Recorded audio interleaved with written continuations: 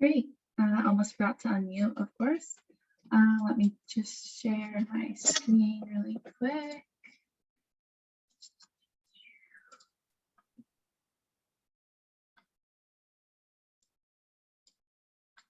And of course, I can't see where. There we go. Okay, so let me just do one more thing.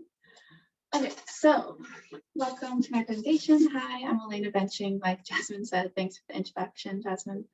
And this is my presentation on my GrizzlyCorps fellowship at MWPA, the Marin Wildfire Prevention Authority. And basically I'll be going over, what is my host site, and then the goals of my fellowship, and then some of the more detailed things that I did, including social media, site visits, which we'll get into what those are, and then some smaller projects that I work on.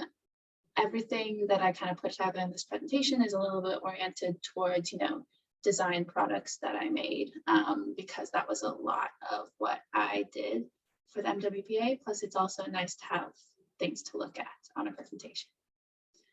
Okay, so what is the Marin Wildfire Prevention Authority?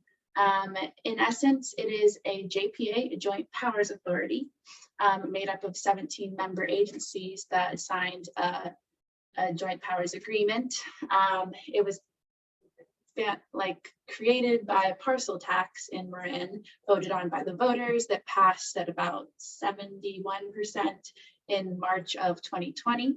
And we all know what else happened in March of 2020. So we just had a lucky time of getting that passed through. Not that I was on board, but and it's basically a parcel tax, so a tax of about 10 cents per foot of building, and then all of the member agencies that are a part of the MWPA are fire districts or towns and cities of the locations where the public voted in the MWPA, voted to pass the parcel tax in essence. And then,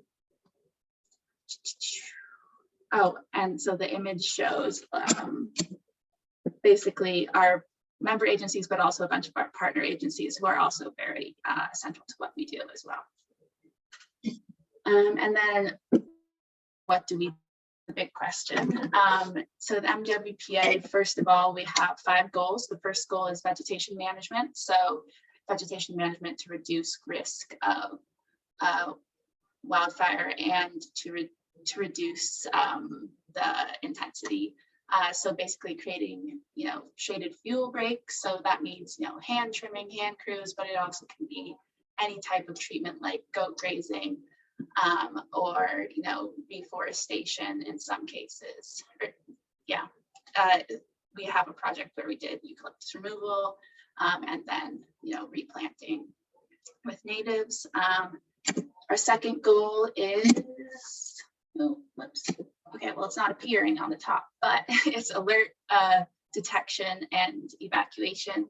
And so with this, we have a big research effort going on in this that goes into 3 different types of modeling: traffic modeling, communications modeling, and fire modeling. And then, the combination of all those 3 to see, what are the most effective ways that we can improve our evacuation, alert, and detection in Marin.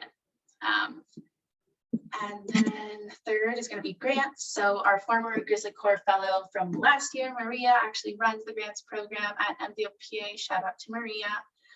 She basically does the resident grants, so people looking to make improvements with reducing their risk of their home being burned or otherwise impacted by wildfire. And then also she applies to grants for funding because we have some really big projects where we get CAL FIRE funding and whatnot. And then 4th goal would be public outreach and education. This is a lot of where I am working in, and also our close partners, Fire Safe Marin, who are a nonprofit that have been in Marin for a long time. They do the big lift of the public education and outreach in this area, and always a great partner to work with there. And then The MWPA also has our 5th goal, which is defensible space and home hardening, which kind of overlaps a little bit with goal 3, but it's really, you know, that similar goal, but also like research into defensible space and home hardening and working with, you know, the contractors and all of that great work that we're putting in there. And so my fellowship goals, just to go over briefly, they're making the site visits, which once again, I'll get into that later. The virtual webinar, as you can see on the right, is our virtual webinar that we put on Sierra owls and land stewardship and wildfire. And then I also did some website management, photo documentation projects, and of course, collaboration with partners is a huge part of what MWPA does. You kind of can't avoid it. We're a small staff with, you know, a full county we're interacting on projects in a full county, so there's a lot of partners. Okay, so to get into a little bit what I did with the social media campaigning, I started about 6 months ago on this. Before it was being managed by a different person who had to leave, but so I stepped in with that. And over the last 6 months, I've done 93 main page posts over our 4 platforms. You can see listed there. And then about 9,000 impressions of all of the posts in total over the last 6 months. So that's about, you know, it's like 9,000 basically views, if you want to simplify it that way. And then also just updating, you know, our profile. As you can see, the before and after here.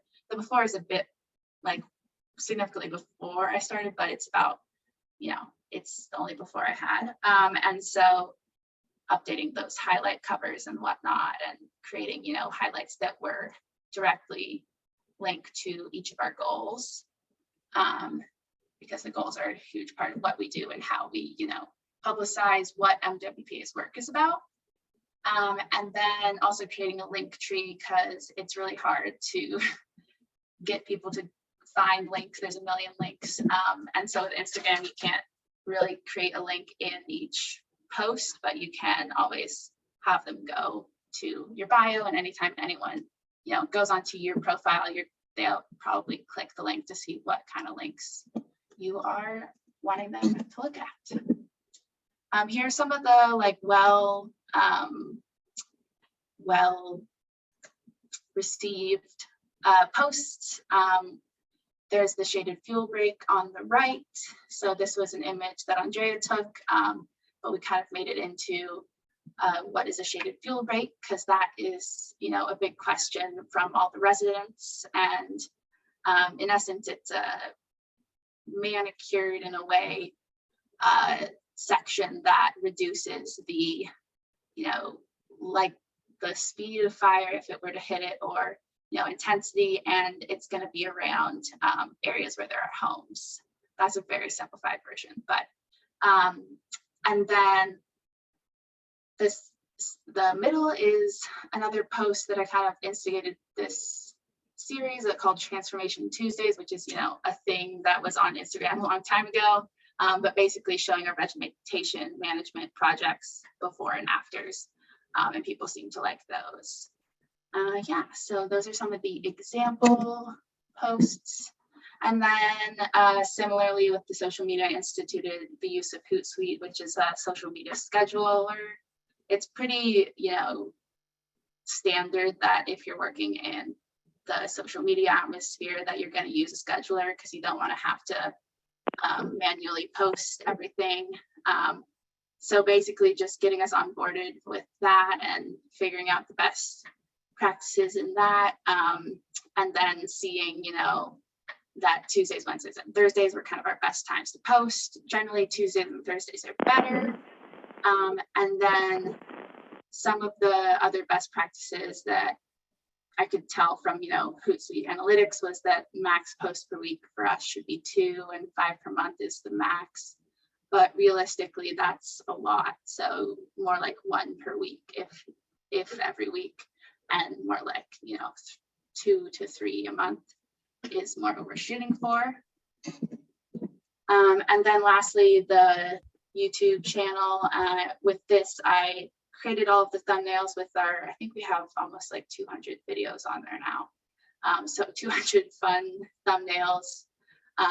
These ones aren't so fun, but basically it's just organizing it so that when people go on, they can actually find the meetings they want. As you can see, these are all different types of meetings. Basically, we are compliant with the Bear Act, so we have to publish all of our meetings. We also publish them like separately, but this is the way for people to view them if they missed them. And it just organized the flow of the information a lot better with these thumbnails. And next is site visits. So we're finally to what I've been mentioning. So these are collaboration with ESP.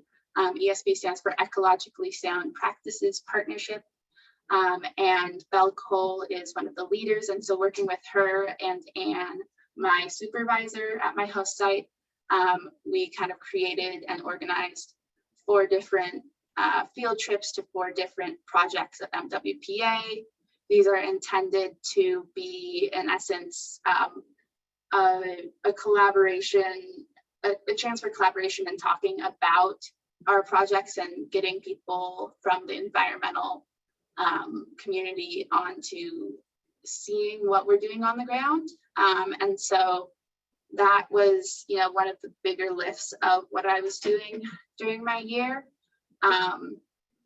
And so we would basically, they're also open to the public for anyone to attend the field trips or site visits. And so you have to make an announcement and then get RSVPs. And then also there's the trifold that you hand out at the field trip. And then on the right is a poster that I made for one of the field trips. So it's just a lot of logistics, but also products to create. And that also involved, working with the vegetation management specialists / fire professionals who were, managing these projects to get images and information on all of this, all of the sites basically. And so that was one of the most time-consuming things, was really just creating and organizing these field trips, which were usually about 2 hours-ish, and making sure everyone was the right time and place, and had all the materials that we needed. And then another product that I created was the MWPA brochures or trifolds, basically just little brochures. The grant, there were already 2 existing brochures that I updated. Those were one for our grants program and one that was a general about MWPA.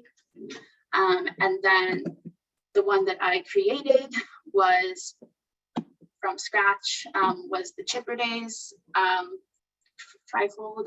It was about, our program called Chipper Days, which is basically where we have piles that residents make and we pick them up for free and put them through the chipper and take away the debris. And so that is one of our big programs as well, along with the grant program.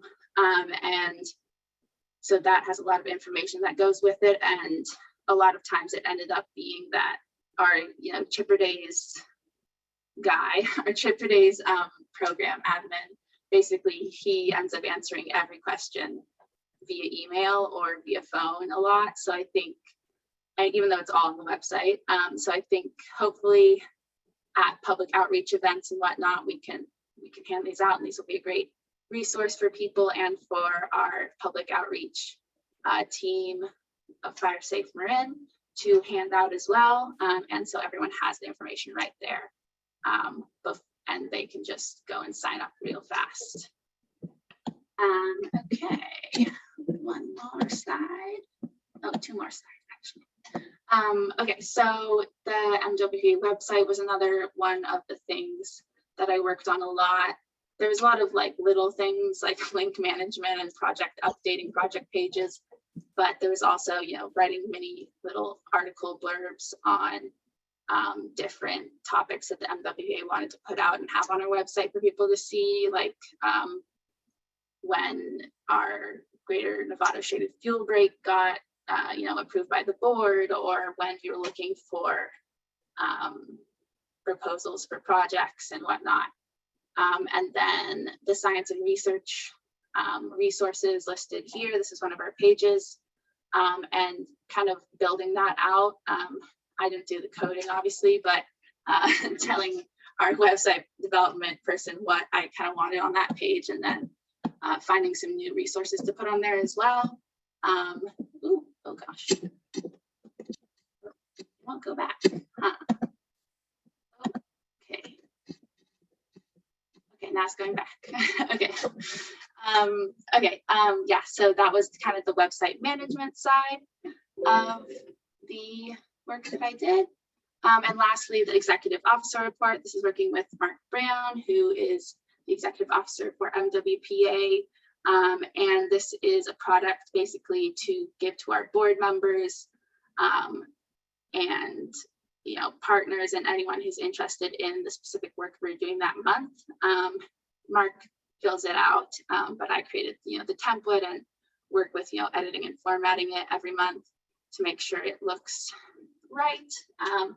And that's a great product that we'll have through the future, and we'll be able to look back in the archives of the executive officer report and see, oh, this is what we're working on this month, and have a really quick one-page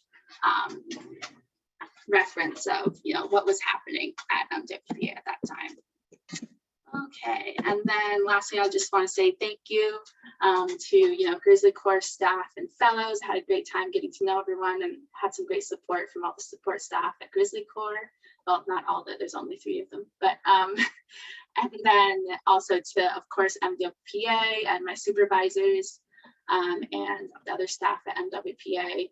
We're a small but mighty team, and of course, other partners I worked with at MWPA and the fire agencies and whatnot.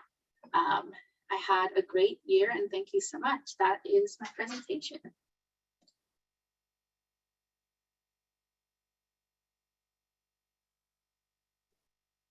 Great. Thank you so much, Alaina. That was a wonderful presentation.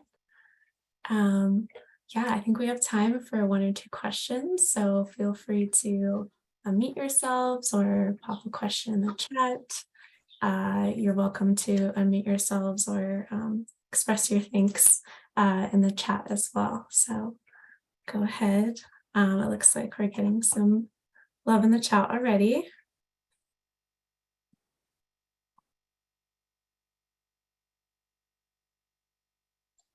Thanks, Tess. I'll ask a question. Out of all the projects that you put out there they were all awesome, which was your favorite? That's a or good maybe question. let me put it this way: which one did you find the most rewarding? I think I really enjoyed the eucalyptus removal site visit. I thought, it's such a satisfying project just to look at, and the fact that it included, a restoration aspect, that was great. I really enjoyed that, and working with Mike Swayze, who's always fun to work with, and learned a lot on that site visit, not only about organizing it, but also, about wildfire and wildfire prevention and, project management even, and just seeing, Anne and Mark work is always a learning opportunity for me. So yeah, I think that was my favorite project. Thanks, Mark.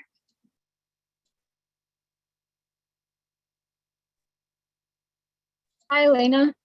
Amazing presentation. Thank you so much. I'm curious, in my position, I didn't really get into a lot of the communications and outreach media that you did. And I'm curious which format you thought brought in the most people who weren't already looking for Marin wildfire.